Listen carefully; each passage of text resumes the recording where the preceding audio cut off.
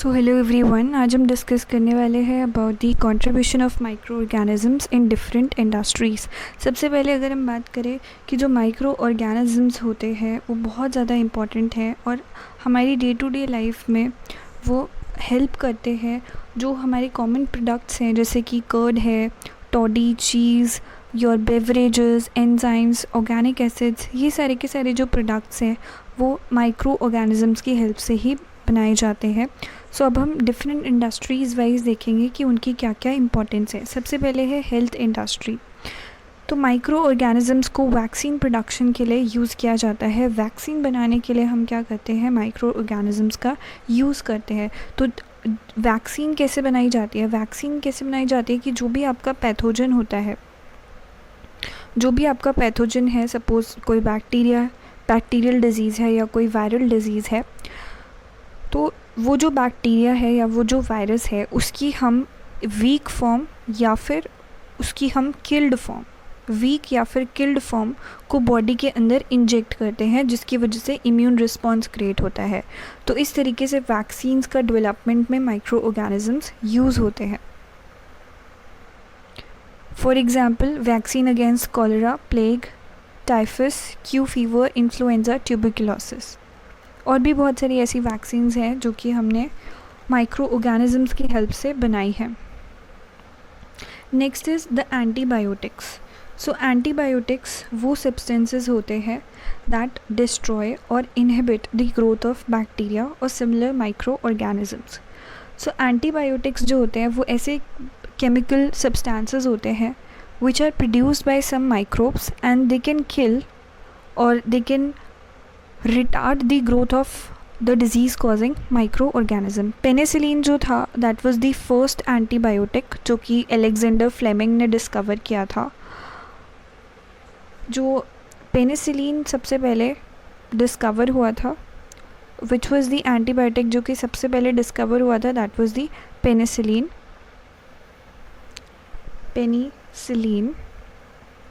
was the first antibiotic. अब Alexander Fleming ने penicillin discover किया था। He was working on the staphylococcus bacteria and उन्होंने ये जो पेनिसिलिन है उसको डिस्कवर किया था। पेनिसिलिन जो था that is extensively it is used to treat the wound during the world war 2। और एंटीबायोटिक्स क्या करते हैं, they cure the deadly disease. Antibiotics जैसे कि आपका streptomycin, tetracycline, penicillin, bacitracin, neomycin, vancomycin, ये सारे आपके क्या है, एंटीबायोटिक्स हैं जो कि डेडली डिजीज़ जैसे कि plague, whooping cough, diphtheria, leprosy, ऐसे जो बहुत सारी हमारी डेडली डिजीज़ होते हैं उनको ट्रीट करने में हेल्प करते हैं। नेक्स्ट है वाइटामिन्स। वाइटामिन्स जो है वो भी हम फर्मेंटेशन से बना सकते हैं with the help of the micro organisms. जैसे कि बैक्टीरिया से हम विटामिन B12 बना सकते हैं और यीस्ट से हम विटामिन C बना सकते हैं by the process of fermentation. Amino acids भी हम जो हमारे माइक्रो ऑर्गेनिजम्स हैं उनकी हेल्प से बना सकते हैं। स्टेरॉइड्स जो कि रिस्पॉन्सिबल होते हैं for regulation of carbohydrate and mineral metabolism.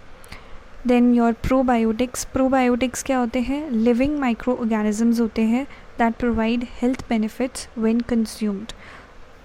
सो कुछ ऐसे माइक्रो ऑर्गेनिजम्स होते हैं, देखो दो टाइप के माइक्रो ऑर्गेनिज्म होते हैं, एक होते हैं गुड बैक्टीरिया और एक होते हैं बैड बैक्टीरिया। जो हमारे पास गुड बैक्टीरिया होते हैं हमारे गट के अंदर, वो आपको डाइजेशन में हेल्प करते हैं। तो प्रोबायोटिक्स में हम क्या करते हैं, लिविंग माइक्रो ऑर्गेनिज्म यानी कि जो अच्छे माइक्रो ऑर्गेनिज्म है उनको हम इनटेक करते हैं, जो कि हमारी डाइजेशन में जो हमारा डाइजेशन का प्रोसेस है उसको इजी बना देते हैं। जैसे कि आपका lactic acid bacteria and bifidobacteria और यीस्ट।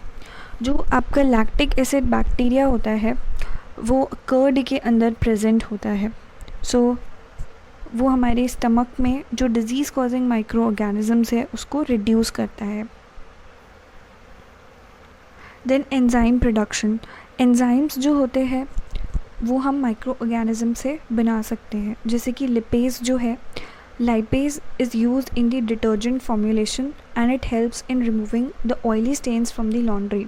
लिपेजेस जो है उनको लॉन्ड्री में यूज़ किया जाता है स्टेन्स को हटाने के लिए, तो वो भी हम माइक्रो ऑर्गेनिज्म से बनाते हैं। देन आपका जैसे पेक्टिनेज है या प्रोटीएज एंजाइम है, जो कि हमारे पास क्या करते हैं, जो जूसेस होते हैं उनकी क्लैरिफिकेशन के लिए यूज़ होते हैं। और जो आपका स्ट्रिप्टोकाइनेज एंजाइम है वो स्ट्रिप्टोकोकस से बनता है। One enzyme is your streptokinase. Streptokinase जो है वो आपका स्ट्रिप्टोकोकस से बनता है। बैक्टीरिया है स्ट्रिप्टोकोकस, वहाँ से प्रोड्यूस होता है ये। सो इसको हम क्या करते हैं, जो हमारा स्ट्रिप्टोकाइनेज एंजाइम होता है that is used for removing the clots from the blood vessel of the patients who have undergone the heart attack surgery. So उनमें यूज़ करते हैं। और आपके जो बैक्टीरियाज यहाँ पे यूज़ हो रहे हैं, बैसिलस, क्लोस्ट्रीडियम, सीडोमोनास और फंगी, एस्पेगिलस और पेनिसिलिन को आप क्या कर सकते हो, पेनिसिलियम को यूज़ कर सकते हो फॉर द एंजाइम प्रोडक्शन। उसके बाद आ जाती है हमारी डेयरी इंडस्ट्री। डेयरी इंडस्ट्री में भी हम माइक्रो ऑर्गेनिजम्स का यूज़ करते हैं। सबसे पहले है कर्ड का फॉर्मेशन। कर्ड जो होता है, curd is formed by the lactic acid bacterias. So curd जो होती है, आपको पता है कि जो मिल्क के अंदर शुगर प्रेजेंट होती है वो कौन सी शुगर होती है, लैक्टोज शुगर होती है। सो कर्ड कैसे बनाई जाती है, जब आपकी मम्मी कर्ड बनाती है तो हम क्या लेते हैं, मिल्क लेते हैं। वी टेक मिल्क के अंदर हम एक स्पून भर के हम क्या डाल देते हैं, कर्ड डाल देते हैं। एक स्पून हमारे क्या होती है, कर्ड डाल देते हैं और उसको मिल्क के अंदर डाल देते हैं। और सुबह उठ के जब हम देखते हैं तो कर्ड जम जाती है। पूरा जो मिल्क है वो क्या बन जाता है, हमारा कर्ड बन जाता है। सो ये जो आपने स्मॉल अमाउंट में ये जो कर्ड डाली है which is added to this fresh milk, वो एज अ स्टार्टर काम करती है, जिसमें मिलियंस ऑफ आपके क्या होते हैं, लैक्टिक एसिड बैक्टीरियाज होते हैं। और lactic acid bacterias at suitable temperature वो मल्टीप्लाई करते हैं और वो मिल्क को कर्ड में कन्वर्ट कर देते हैं। मिल्क को क्या कर देते हैं, कर्ड में कन्वर्ट कर देते हैं। तो मिल्क के अंदर जो लैक्टोज प्रेजेंट होती है वो उसको लैक्टिक एसिड के अंदर कन्वर्ट कर देते हैं। They convert into the lactic acid and this leads to the coagulation and it partially digests the milk proteins. So lactic acid bacteria कौन कौन से हैं, thermophilus, lactobacillus bulgaris. Acid cause curdling of the milk protein. Then आप bread बनाने में भी इसको use करते हो। ब्रेड बनाने के लिए यीस्ट सैक्रोमाइसिस सर्विसे, जिसको हम बेकर्स यीस्ट भी बोलते हैं, यीस्ट को हम शुगर प्रोवाइड करते हैं, जो कि फर्मेंटेशन के बाद it converts into alcohol and CO2। ये जो CO2 होती है वो आपके डो के अंदर, यानी कि जो आपने गेहूं का जो आटा हम गूंथ के रखते हैं उसके अंदर जो है वो ट्रैप हो जाती है। और जैसे वो ऑक्सीजन इन होल्स के अंदर ट्रैप हो जाती है तो वो जो आपका डो है वो साइज़ में इंक्रीज़ हो जाता है। दैट इंक्रीजेज इन साइज़, क्योंकि जो CO2 है वो उसके होल्स में फंस जाती है एंड वो फूल जाता है। जब वो उसका साइज़ फूल जाता है तो हम उसे बेक कर देते हैं ताकि उसके अंदर जो भी यीस्ट प्रेजेंट है वो मर जाए।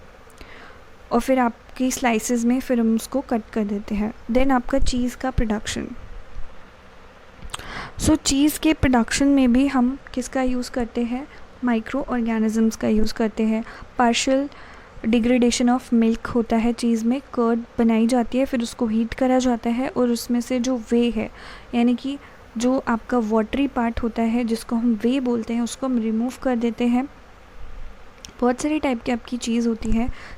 चेदार चीज़, उसके अंदर हम बैक्टीरिया को ऐड करते हैं।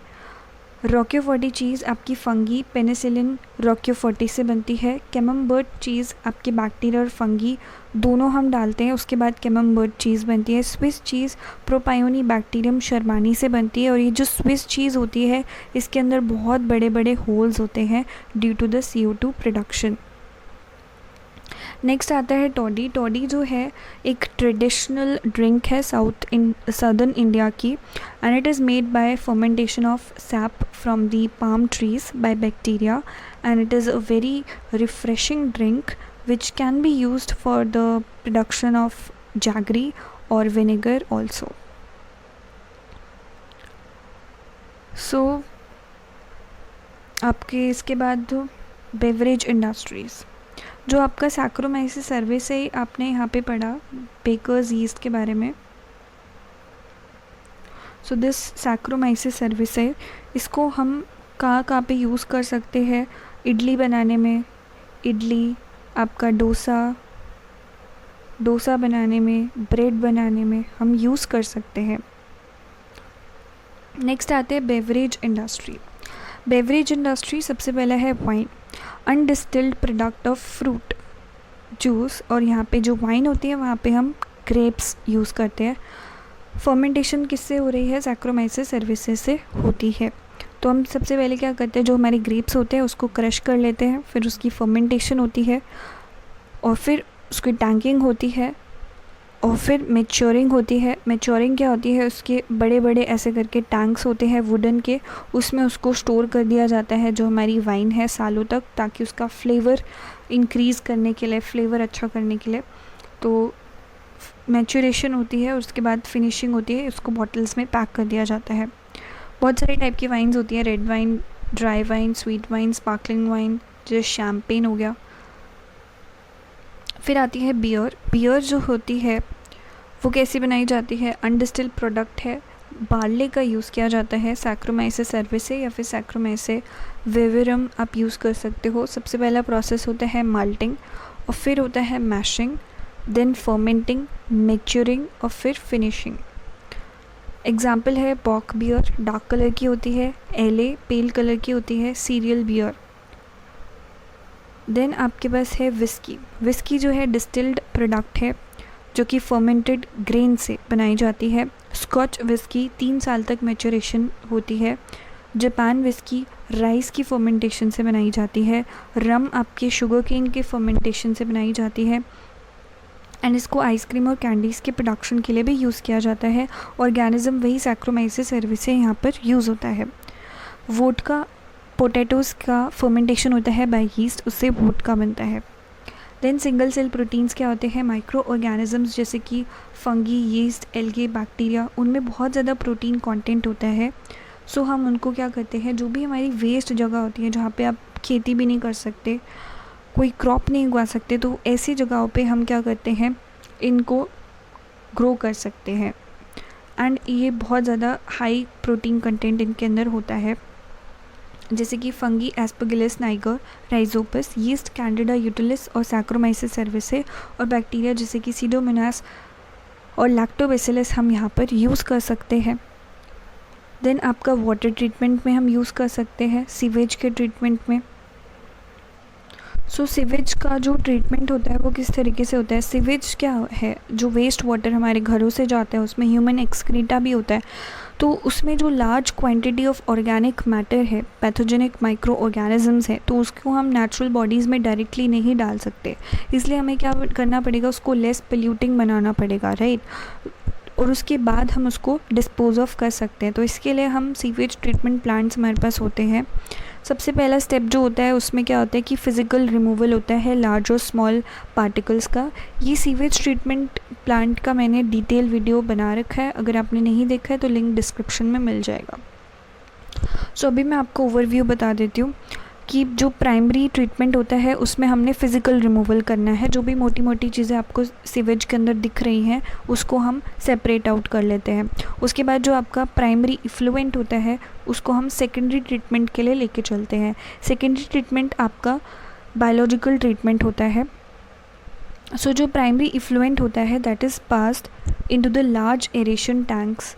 ये क्या है, आपके लार्ज एरेशन टैंक्स में प्राइमरी इफ्लुएंट को पास किया जाता है, जहाँ पे कि कांस्टेंट मैकेनिकल एजिटेशन होती है और एयर सप्लाई की जाती है। इससे क्या होता है कि जो माइक्रोब्स हैं उनकी ग्रोथ होती है। एरोबिक माइक्रोब्स यानी कि जो ऑक्सीजन को यूज़ करते हैं for their metabolism.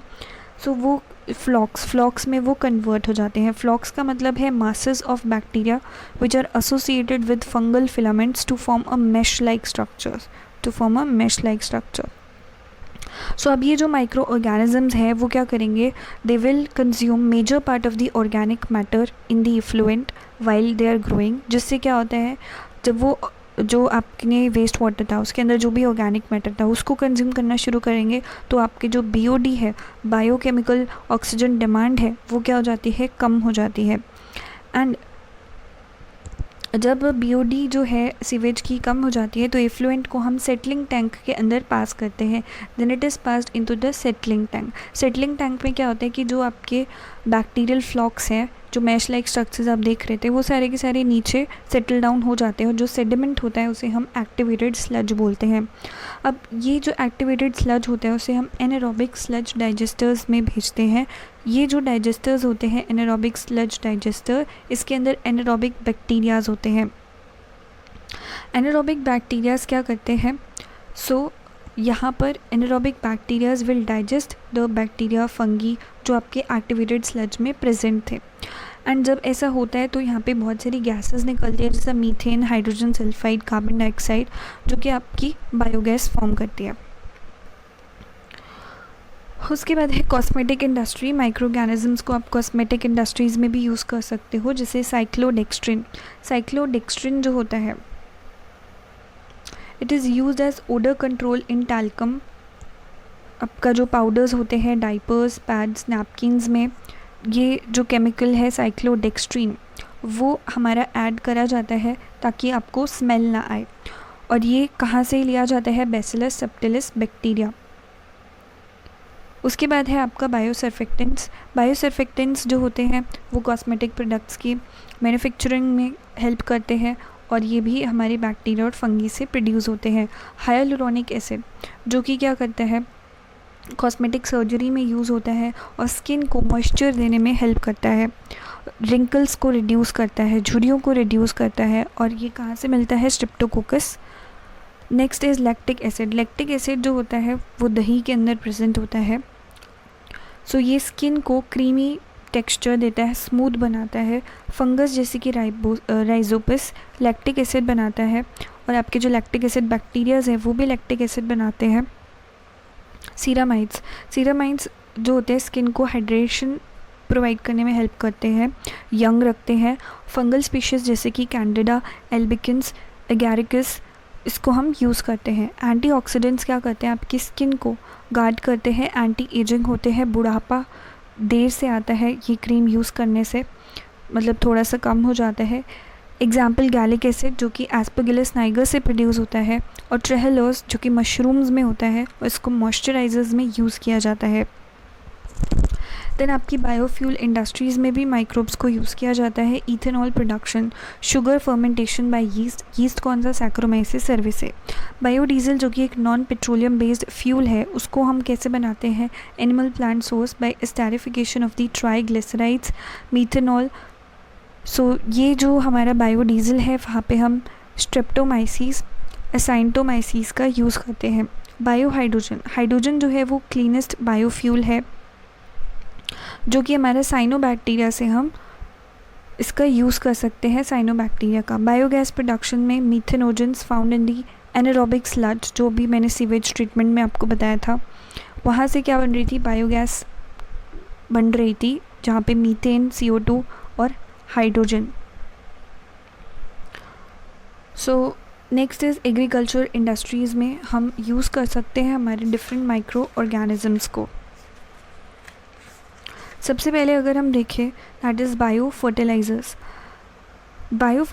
Micro organisms को आप बायोफर्टिलाइज़र्स के तौर पर यूज़ कर सकते हैं, क्योंकि वो क्या होते हैं, क्वालिटी, सॉइल की जो क्वालिटी है उसको इन्हेंस कर सकते हैं। कुछ ऐसे बैक्टीरियाज होते हैं जिनको हम एज अ बायोफर्टिलाइज़र की तरह यूज़ कर सकते हैं, जैसे कि राइजोबियम। जो हमारे लेग्यूमिनस प्लांट्स होते हैं वो उनकी सिम्बायोटिक एसोसिएशन होती है राइजोबियम बैक्टीरिया से, जो कि नाइट्रोजन फिक्सिंग बैक्टीरिया है। ये जो बैक्टीरिया है वो एटमॉस्फेरिक नाइट्रोजन को फिक्स करता है। एंड बाकी बैक्टीरिया जैसे कि एजोस्पाइरोलम और अजोटोबैक्टर, ये भी क्या करते हैं, जो हमारी एटमॉस्फेरिक नाइट्रोजन होती है उसको फिक्स करते हैं, वाइल फ्री लिविंग होते हैं ये सॉइल के अंदर, और वो क्या करते हैं सॉइल में नाइट्रोजन का कंटेंट को इम्प्रूव करते हैं, बढ़ा देते हैं। कुछ ऐसे फंगी है जिसको आप बायो फर्टिलाइज़र की तरह यूज़ कर सकते हो, जैसे कि माइकोराइज़ा जो है वो सिम्बायोटिक एसोसिएशन बना लेता है विद दी प्लांट। जो फंगल सिम्बायोंट है, जो आपकी सिम्बायोसिस बनी है फंगस की प्लांट के साथ, तो फंगस क्या करता है फॉस्फोरस को एब्जॉर्ब करेगा सॉइल से एंड उसको प्लांट को पास करेगा। बहुत सारे ऐसे फंगस जीनस जैसे ग्लोमस है, वो ग्लोमस जीनस के जो फंगस है वो आपके माइकोराइज़ा फॉर्म कर सकते हैं। सो माइकोराइज़ा का ये फ़ायदा होता है कि टॉलरेंस टू सैलिनिटी और drought, resistance to root borne pathogens, और ओवरऑल प्लांट की जो ग्रोथ है उसकी जो डेवलपमेंट है वो बढ़ जाती है। फिर आप साइनोबैक्टीरिया जो कि ऑटोट्रॉफिक माइक्रो ऑर्गेनिजम्स होते हैं वो भी क्या करते हैं नाइट्रोजन को फिक्स करते हैं। साइनोबैक्टीरिया जैसे कि एनाबेना नॉस्टॉक को आप यूज़ कर सकते हो। ब्लू ग्रीन एल्गा भी क्या करता है सॉइल की फर्टिलिटी को इम्प्रूव करता है। देन आपके बायो पेस्टिसाइड्स और बायो इंसेक्टिसाइड्स। सो जैसे कि आपका बीटी कॉटन, ये मैंने आपको डिटेल में लेक्चर है, आप नीचे डिस्क्रिप्शन में मिल जाएगा आपको लिंक, आप वहाँ से देख सकते हो। तो बीटी कॉटन जो है that is the example of bio insecticide. और फंगी जैसे कि आपका रेडिकिन है जो कि आपका एफिड्स और लेपिडोप्टेरेंस को कंट्रोल करने में हेल्प करता है। Insect resistant plants BT cotton, जिसमें कि हम बेसिलस thuringiensis का यूज़ करते हैं बैक्टीरिया का। देन पेपर और पल्प इंडस्ट्री। सबसे पहले क्या होता है वेस्ट पेपर की पल्पिंग की जाती है। पल्पिंग यानी कि जिसमें कि जो पेपर है उसका जो फाइबर है उसको रिमूव किया जाता है, उसको सेपरेट किया जाता है। इसके लिए हमें सेल्यूलेज एंजाइम की ज़रूरत होती है या पेक्टिनेज की ज़रूरत होती है, जो कि हमारा क्लॉस्ट्रीडियम सेल्यूलोमोनास बैक्टीरिया बनाता है। पल्पिंग के बाद हमारा फ्लोटेशन होता है। फ्लोटेशन का मतलब है जो इंक है उसको रिमूव करेंगे ताकि जो पेपर का कलर है वो ब्राइट हो जाए। इसके लिए आपको पैक्टिनेजेस चाहिए। पैक्टिनेजेस कौन बनाता है? Aspergillus Niger. देन फ्लोटेशन के बाद हम पेपर बनाते हैं। यहाँ पे आपको क्या चाहिए? सीडोमोनास चाहिए और स्टेफाइलोकोकस बैक्टीरिया क्या करते हैं? लिपेज बनाते हैं। और ये जो लिपेज एंजाइम है ये बहुत ज़्यादा इम्पॉर्टेंट होता है फ्लोटेशन प्रोसेस में। और जब ब्राइटनेस को हम इम्प्रूव कर देते हैं, इंक को रिमूव कर देते हैं, फाइनली हमारा पेपर रेडी हो जाता है। देन आपका लेदर इंडस्ट्री। बैक्टीरियाज को हम लेदर इंडस्ट्री में भी यूज़ करते हैं। सबसे पहले क्या होता है? डीहेयरिंग होती है, यानी कि जो भी स्किन होती है एनिमल्स की, उनके ऊपर से जो भी बाल होते हैं उनको हटाया जाता है, फिर उसको सोख किया जाता है, अनहेयरिंग की जाती है, पिकलिंग की जाती है, टैनिंग की जाती है, फिर ड्राई होता है और फिर फिनिश होता है।